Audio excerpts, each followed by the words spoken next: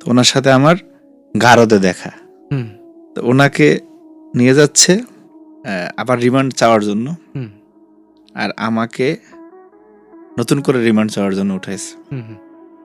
তো ভাই এরকমের আমাকে ধরলো আর কি, ধরে সে আমাকে ছাড়তেছে না, আর আমি ওনারা ছাড়তেছি না। তো পরে উনি বললো যে অনেক জোরে চিৎকার দিয়ে যে অফিসারদেরকে, যে আমার ভাইরে যদি টর্চার করেন আমি আসমানের মালিকের কাছে বিচার দিব। এইরকম ভাই অনেক জোরে চিৎকার করতেছিল।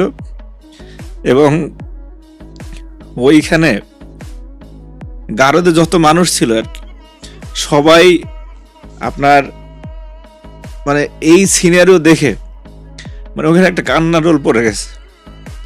তো উনি শুধু জোরে জোরে বলতেছিল ওই আসমানের মালিকের কাছে বিচার দিব আমার বাইরে মারলে।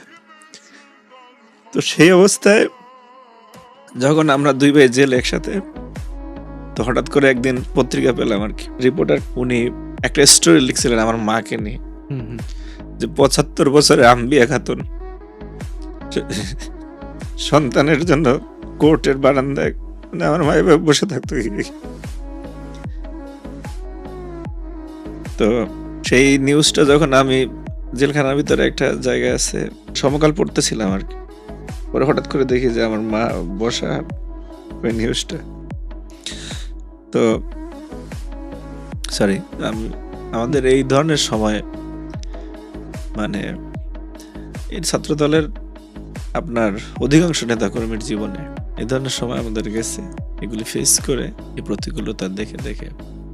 তো জীবনে সবচেয়ে বড় কষ্ট হচ্ছে যে কষ্ট আসলে কখনোই, যত বড় পদে যাই, যত সম্মানের মধ্যে থাকি না কেন, এমপি মন্ত্রী হই না না হই যাই ভবিষ্যতে, কিন্তু এই কষ্ট আসলে কখনোই রহমানী ভাই যাবে না যে একজন সন্তান হিসেবে নিজের জন্মদাতাকে যে একটা লুঙ্গি কিনে দেব বা একটা পাঞ্জাবি কিনে দেবো, যে আব্বা আমি বিশ্ববিদ্যালয়ে পড়ালেখা করেছি, এটা আপনার জন্য,